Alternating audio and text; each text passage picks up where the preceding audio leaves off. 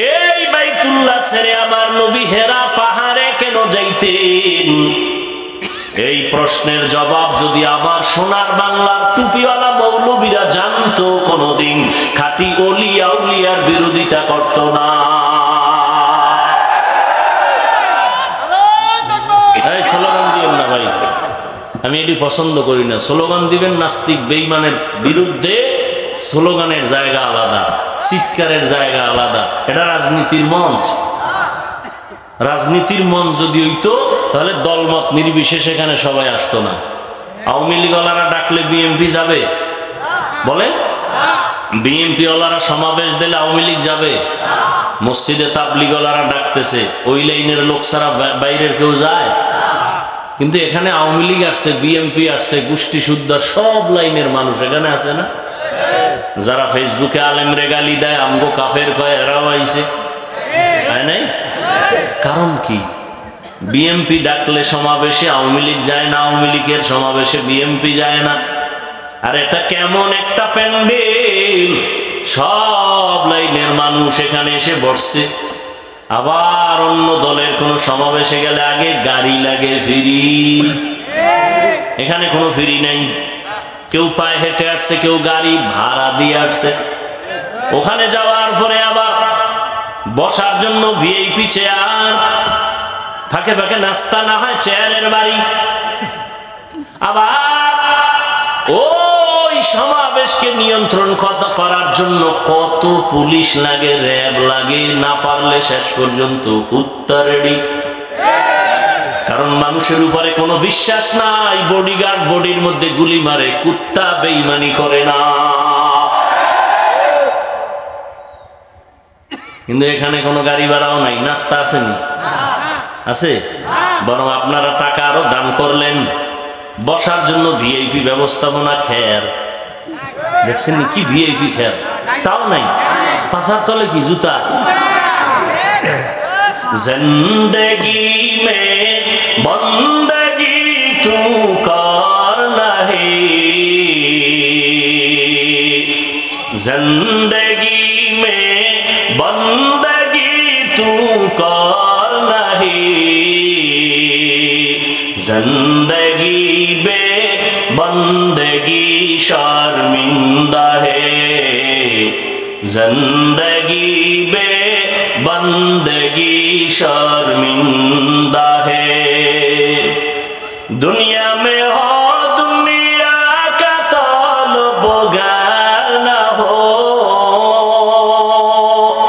बाजार से गुजर हो खरीदार न हो।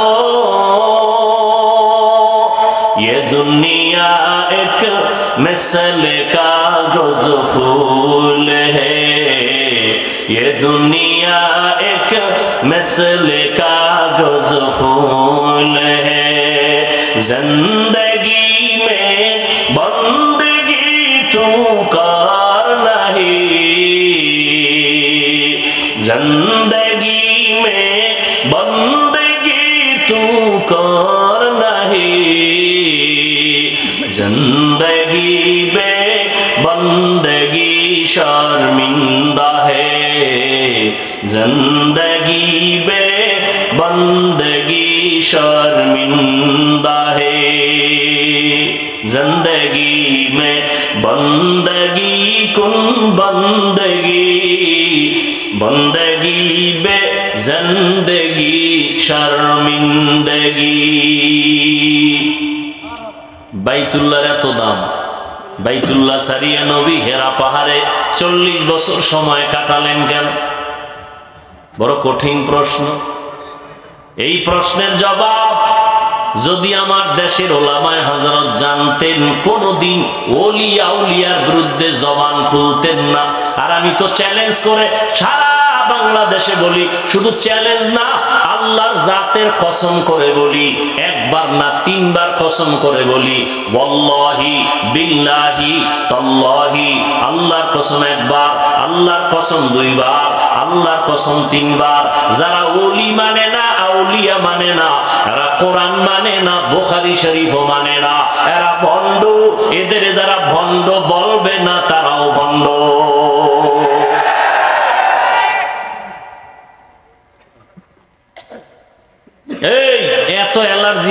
তোমার বাড়ি আসছি, কি প্রশ্ন আছে দাঁড়াও। কম জ্বালাও নাই তো জীবনে, এবার প্রশ্ন পাঠাও কি করবা, তবে তোমারে লাগবে। সিফাগল্লির দিয়ে কাগজ পাঠাই একটা প্যাচ লাগাবা না, ওই তোমার প্যাচে আমি পড়তে রাজি না। সামনে এসে বসো, আগে আলহামদুলিল্লাহটা সুন্দর করে শুনাইতে হবে, এরপরে তোমার প্রশ্নের জবাব। কি লিখতে জানে না মুজবার জন, বাপের নাম নাই জানগাজির বেয়াই, আমাকে বরিশালের ভাষা।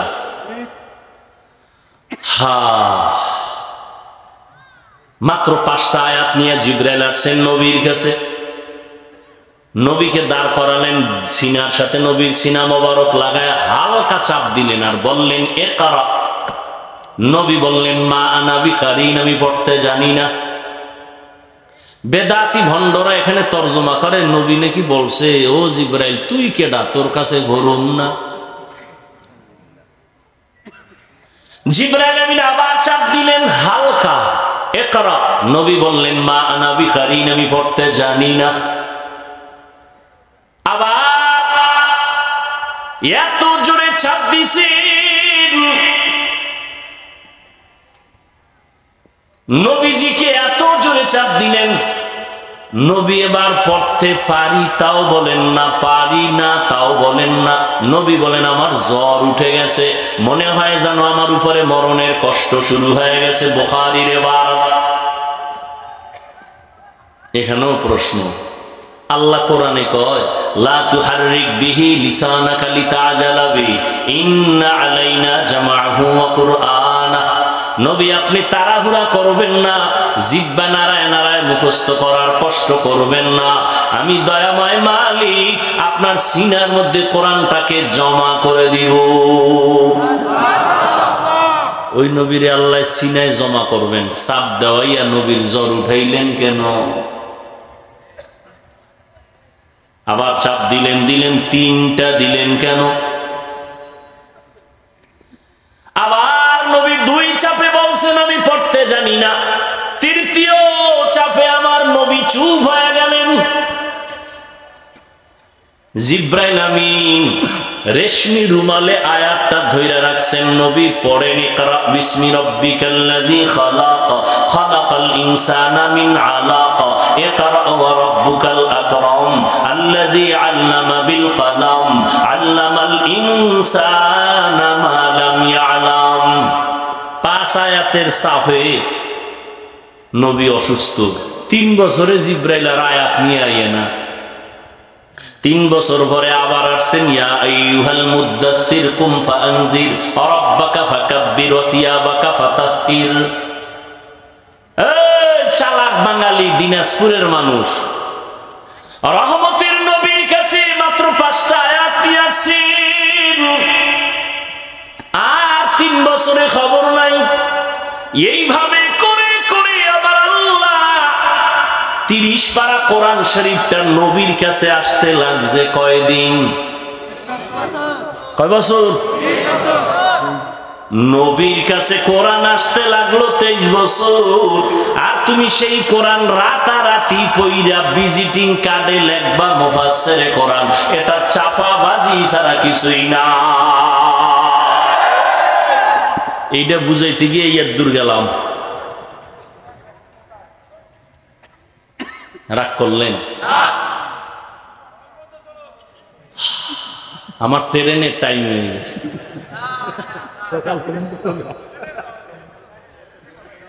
হ্যাঁ হ্যাঁ, আমার আয়াতের আলোচনা থুইয়া কই গেছি গা। ওই যে বলছি বক্তার কোনো বাহাদুরি নাই বয়ানের ক্ষেত্রে, শ্রোতাদের আকর্ষণে যা দরকার আল্লাহ তাই বের করবেন। এই কথাগুলো এই এলাকার জন্য হয়তোবা আল্লাহ চাইতেছেন, এই রোগের রোগী বহু আছে। কি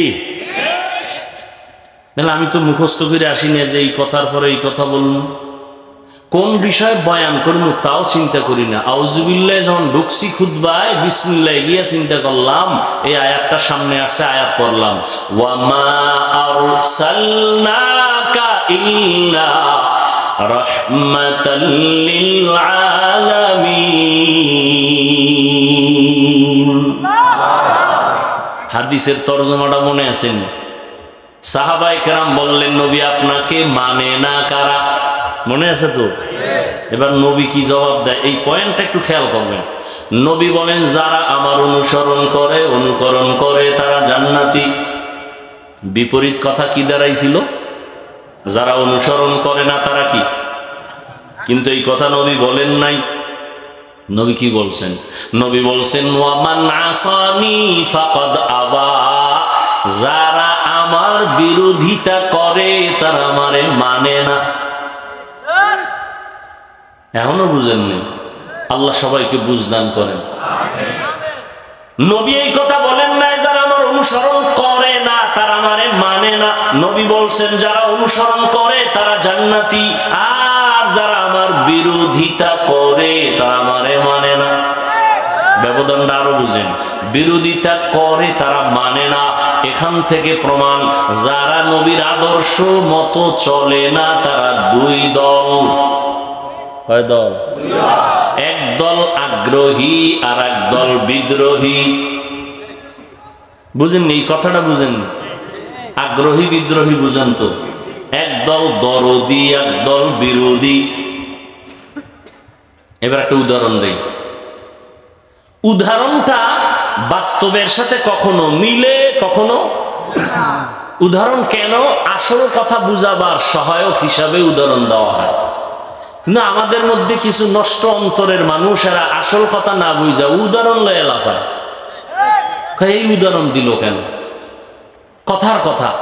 ডান পার্শ্বের এক যুবকের আমি জিজ্ঞাসা করলাম, এই যুবক, তুই মুসলমান, নবীর উম্মত, তোমার দাড়ি নেই কেন? কি ঠিক? হুদা একটা কয়ে ঠিক, এটা না কইলে কি মরাটার মারো কাকা লড়ে।